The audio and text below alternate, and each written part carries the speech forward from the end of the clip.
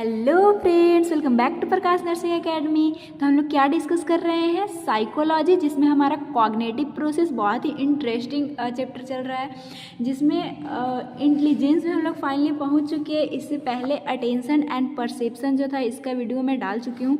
Intelligence, क्योंकि आप खुद ही देख सकते हैं इसमें क्या प्लान और स्ट्रैटेजी रहेगा, ये इसी के थ्रू रहेगा जो आपका सिलेबस है। तो क्योंकि ये बड़ा है तो मैं इसको एक वीडियो में नहीं बनाऊंगी, क्योंकि उससे जो है एक ही बार में समझ में उतना नहीं हो आ पाता और हमें समझना ज़रूरी है। तो फर्स्ट हम लोग देखेंगे फर्स्ट वीडियो में meaning intelligence and effect of heredity and environment in intelligence and इसका क्लासिफिकेशन। तो इसका फर्स्ट वीडियो में रहेगा और ये सेकंड वीडियो में जाएगा, और मेंटल डिफिशियंसी जो है वो थर्ड वीडियो में जाएगा। तो इसी तरह से इंटेलिजेंस पार्ट 1 पार्ट 2 करके मैं डाल दूंगी, आप मेरे प्लेलिस्ट जाके चेक करके पूरा देख सकते हैं। इससे पहले वाला भी और जो भी आपके ये कॉग्निटिव प्रोसेस में पूरा मैं डाल दूंगी। तो आज सबसे पहले इंट्रोडक्शन डिस्कस करते हैं बिना टाइम वेस्ट किए, और इसको मैं डिस्कस करूँगी नोट्स से। और नोट्स से मैं इसलिए डिस्कस करती हूँ ताकि आप अच्छे से समझ पाएँ, और मैं जिस तरह से नोट्स बनाती हूँ उस तरह से आप अपने एग्ज़ाम कॉपी में लिख सकते हैं। यूनिवर्सिटी एग्ज़ाम कॉपी में एक बढ़िया कंटेंट और एक रिकॉग्नाइज वे में मैं इसको बनाने की कोशिश करती हूँ।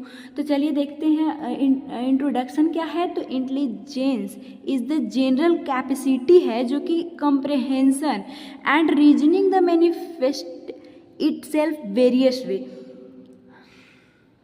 इसका मतलब क्या होता है कि इंटेलिजेंस एक ऐसी कैपेसिटी है किसी चीज़ को ग्रास्प करना, रीजनिंग यानी कि तर्क हो गया, और मैनिफेस्टेट करना अपने आप को वो किस वे में कर पा रहा है उसका, यही सारी चीज़ें इंटेलिजेंस है। Intelligence can be also define as the ability to that intelligence test major.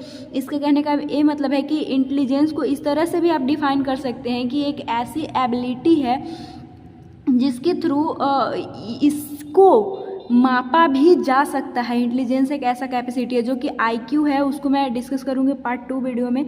तो ये सारी चीज़ें इंटेलिजेंस है कि किसी पर्सन का किस तरह से है जो अपने आप को वो किसी चीज़ को ग्रास्प कर रहा है, कंप्रहेंस कर रहा है, और रीजनिंग के थ्रू एंड मैनिफेस्टेस कैसे खुद को कर पा रहा है, क्या उसका नेचर है। तो यही सारी चीज़ें थी। मीनिंग हम लोग देखते हैं जिससे और अच्छे से आपको समझ में आएगा।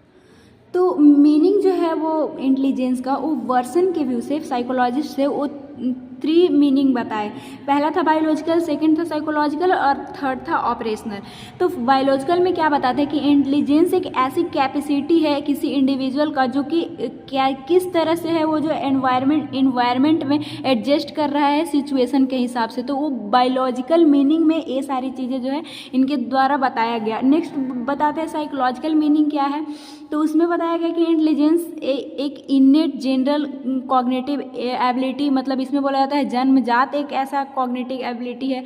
It emphasis mental efficiency capacity, abstract thinking and reasoning, कि वो किस तरह से थिंक कर पा रहा है, किस तरह से प्रॉब्लम को सोल्व कर पा रहा है, किस तरह से उसका रीजनिंग पावर है किसी चीज़ को इंटरप्रेट करके रिकॉग्नाइज वे में सोचने की। नेक्स्ट ऑपरेशनल मीनिंग बताते हैं, जिसमें बताते हैं कि intelligence is the what intelligence test measure. इसमें जो आता है, जैसा कि हम लोग देखें कि इसको डिफाइन किए थे कि इसको मेजर भी कर सकते हैं। तो जिस चीज़ को मेजर कर सकते हैं कि एक ऐसी कैपेसिटी है जिसको मेजर भी किया जा सकता है, जिसको ऑपरेशनल मीनिंग के थ्रू बताया उन्होंने।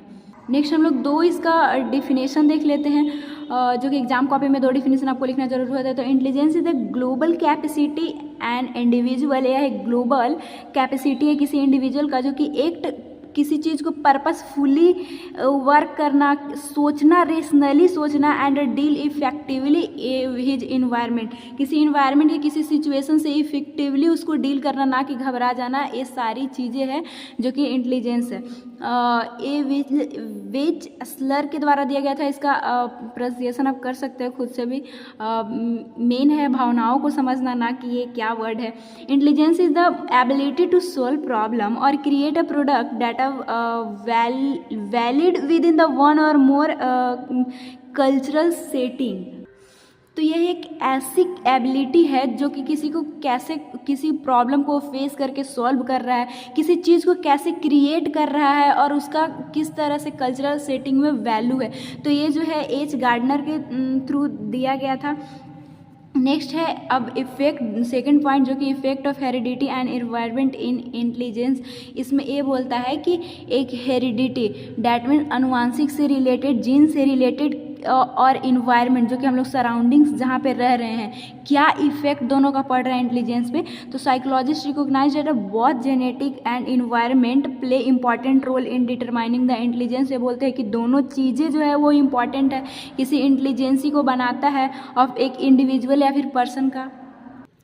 तो फर्स्ट हम लोग देखेंगे कि क्या इफेक्ट है हेरिडिटी का, जिसमें जेनेटिक में play larger role than environment factor in determining the intelligence quotient. इसमें क्या बोला जा रहा है कि जेनेटिक जो है वो उसको बोला जा रहा है कि ये लार्जर इफेक्ट डालता है, लार्जर रोल प्ले करता है किसी को इंटेलिजेंस के बनाने में, रेदर देन इन्वायरमेंट। जिसको कैसे मापा जा, कैसे पता किया गया, तो इंटेलिजेंट क्वेश्चंट आईक्यू को जानकर, जो कि हम लोग सेकंड वीडियो में देखेंगे क्या होता है IQ. Intelligence is the result of complex interaction between many genes rather than a one single intelligence gene.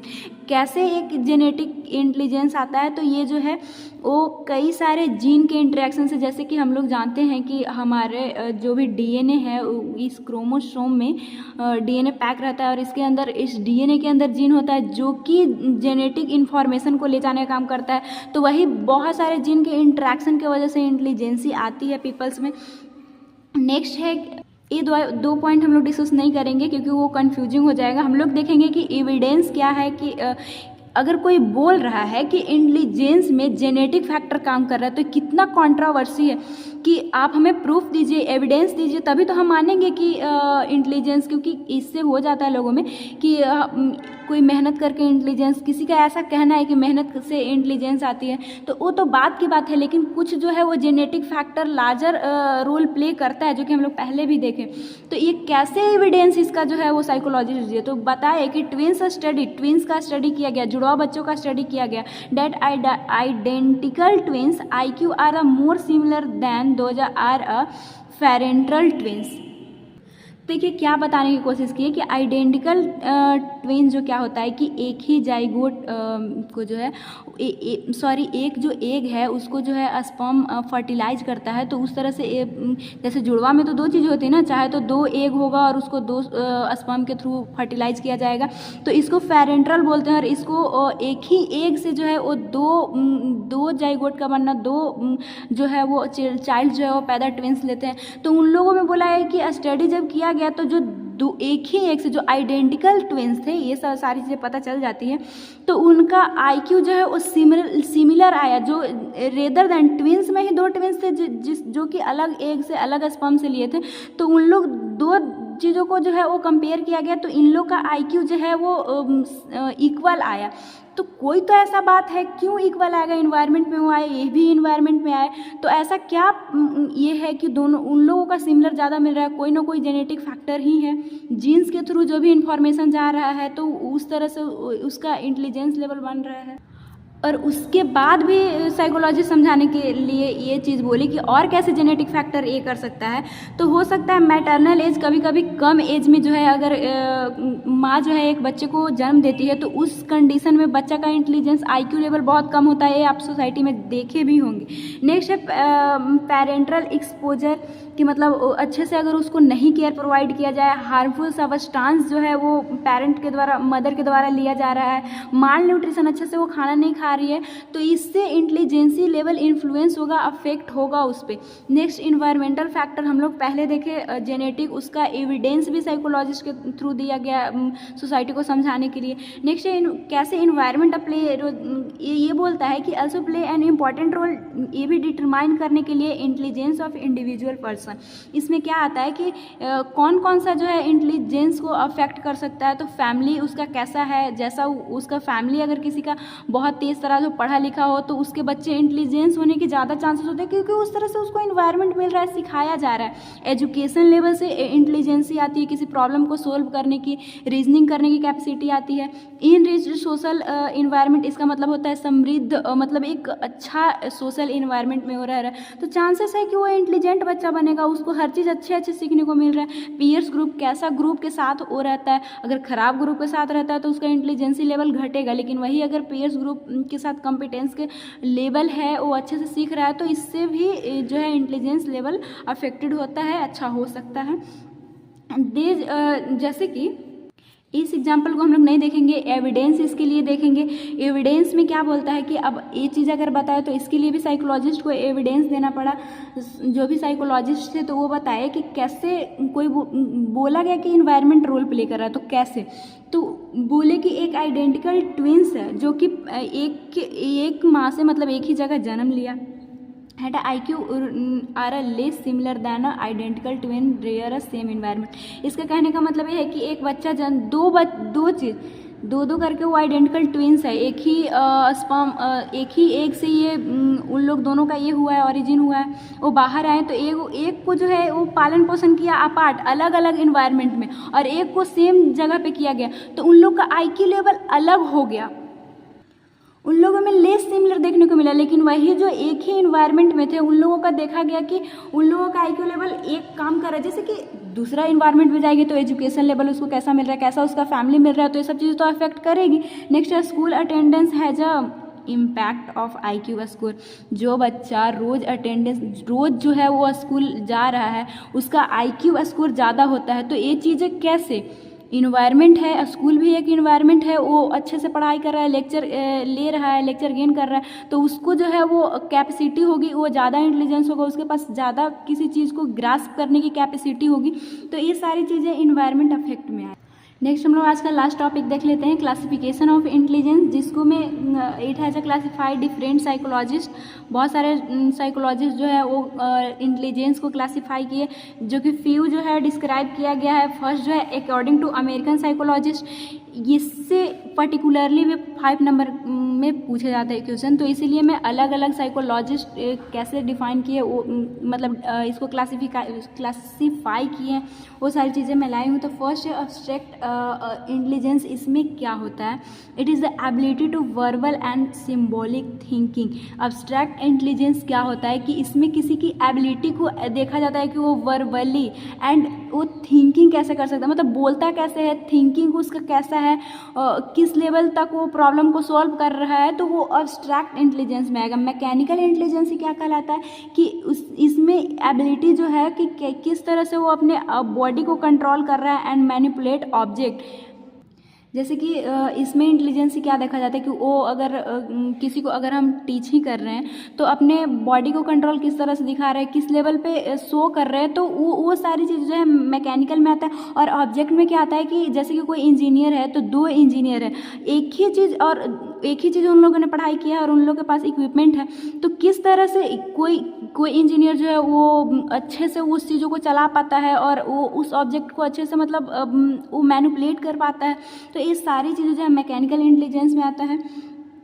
Social intelligence में क्या आएगा कि इसमें एबिलिटी देखा जाएगी communication with the people, understand perform a social relation, कि मतलब वो कम्युनिकेशन जो है वो किसी पर्सन के साथ किस तरह से कर रहा है, उसका बात करने का, अंडरस्टैंडिंग करने का जो लेवल है वो किस तरह का है, वो सारी चीज़ें सोशल इंटेलिजेंस में आएगा। मैकेनिकल में था कि अगर वो बात कर रहा है तो किस तरह से अपने मूवमेंट देता है, किसी के साथ अगर खड़े होकर बात कर रहा है तो किस तरह से आई कॉन्टैक्ट है, किस तरह से अपने हाथों को मूवमेंट कर रहा है। नेक्स्ट हम लोग देखेंगे according to Gardner distinct affect sub class, जो कि हावर्ड जो गार्डर हैं वो किस तरह से इसको क्लासिफिकेशन किए। तो सबसे पहले स्पेशियल इंटेलिजेंस, इसके में क्या आता है कि related to visuality, that means इसमें ये देखा जाता है कि किसी चीज़ को वो कितना जल्दी मेमोराइज कर पा रहा है, कितना जल्दी इमेजिन कर पा रहा है। जैसे कि 2 बच्चा एक स्कूल में बैठा होता है और हर एक का जैसे इमेजिनिंग पावर जिसका ज़्यादा है वो अच्छे से सीख पाएगा, तो वही चीज़ें देखा जाता है कि इमेजिनेशन और मेमोराइजिंग पावर कैसा है, तो वो इंटेलिजेंस स्पेशियल इंटेलिजेंस में आता है। नेक्स्ट है काइनेस्थेटिक इंटेलिजेंस। ये चीज़ तो आपको पहले से ही पता होगा कि ब्रेन और बॉडी का कोऑर्डिनेशन क्या होता है। तो एक डांसर जो है वो तभी अच्छा डांस उसके इंटेलिजेंस डांसिंग में तभी कहलाएगा जब और बॉडी और अपने ब्रेन को जो भी सॉन्ग है उसके थ्रू इंटरप्रेट कोऑर्डिनेट कर पाए। नेक्स्ट है म्यूजिकल इंटेलिजेंस। इसमें क्या होता है कि इसमें किस तरह से intelligence about the ability person interpret the combine and manipulate sound को किस तरह से मैनिपुलेट और निकाल रहा है बाहर। तो वो क्यों किसी कोई अच्छा गाता है कोई खराब गाता है, किसी का तो ऐसा तो बोला जाता है कि गला का ये रहता है, लेकिन शब्दों को साउंड को सुनकर मैनिपुलेट करके और फिर गा देना ये भी एक तरह का म्यूजिकल इंटेलिजेंसी में आता है। नेक्स्ट वर्बल इंटेलिजेंस एक इससे रिलेटेड है, तो लैंग्वेज स्किल से ये रिलेटेड है। वर्बल का मतलब ही आपको समझ में आ रहा है कि ability to express thought in a word should we understand, कि वो किस तरह से जो है वो अपने आइडिया को वो एक्सप्रेस कर पा रहा है अंडरस्टैंडेबल रूप में। अगर समझने लायक वो कर रहा है एक्सप्रेस तो उसको जो है वो वर्बल इंटेलिजेंसी बोलेंगे। जैसे कि एक राइटर और स्पीकर्स होते हैं, तभी आप किसी स्पीकर को सुनते हैं क्योंकि उनके पास ऐसा एबिलिटी होता है, इंटेलिजेंस होता है, ताकि वो किसी वर्ड को समझा पाते हैं। नेक्स्ट है सोशल इंटेलिजेंस, जो कि हमारा लास्ट है। इसमें who develop a social intelligence, successful understanding and even managing the feeling of other people. इसमें क्या होता है कि इस ऐसा मतलब इंटेलिजेंसी है कि इसमें मैनेज किया जाता है लोगों की अदर फीलिंग क्या है, कि लोगों को मतलब समाज के साथ वो दूसरों से मिल के रहना किस तरह से वे में रह रहा है। अगर वो एक मैनेजिंग दूसरों को फीलिंग को भी समझ रहा है तो सोशल इंटेलिजेंसी कहलाता है। अब मैं आपको नोट्स प्रोवाइड कर देता हूँ। आपका क्लासिफिकेशन खत्म होने के बाद अब आप नोट्स बनाइएगा। सबसे पहले इंट्रोडक्शन लिखने के बाद आपको मीनिंग्स लिखना होगा, जिसमें बायोलॉजिकल, साइकोलॉजिकल और हम लोग ऑपरेशनल देखें। इसके बाद डिफिनेशन जो 2 था, इसके बाद क्या इफेक्ट था हेरिडिटी एंड एनवायरनमेंट का इंटेलिजेंस के लिए। हम लोग हेरिडिटी का देखे थे, उसके लिए एविडेंस भी देना पड़ा था साइकोलॉजिस्ट को, तो वो चीज़ें देखे। नेक्स्ट है एनवायरमेंटल फैक्टर, उसमें हम लोग देखे थे। एग्जाम्पल को मैं छोड़ी हूँ क्योंकि इसमें कॉन्फ्लिक्ट आपको ये होगा, तो हम लोग एविडेंस और उसका क्या बोलना चाहते हैं वही सारी चीज़ें हम लोगों ने डिस्कस किया। नेक्स्ट हमारा लास्ट था क्लासिफिकेशन। बिकॉज ये 5 मार्क्स के लिए था तो हम लोगों ने 2 साइकोलॉजिस्ट के पर्पज से देखिए किस तरह से क्लासीफाई किए। तो आई होप कि ये वीडियो आपको समझ में आ रहा होगा। अगर आपके लिए इन्फॉर्मेटिव एंड आपको अच्छा लग रहा हो तो आप मेरे चैनल को सब्सक्राइब करके नोटिफिकेशन बेल को ऑन कर सकते हैं, और भी अगर मैं वीडियो डालती हूँ तो ताकि आप देख सकें। और वीडियो पसंद आ रहा हो तो लाइक, सब्सक्राइब एंड शेयर तो बनता है। तो नेक्स्ट हमारा टॉपिक इसी में से होगा जो कि हम लोग देखेंगे मेजरमेंट ऑफ इंटेलिजेंस टेस्ट। तो थैंक्स फॉर वॉचिंग, मिलेंगे नेक्स्ट वीडियो में।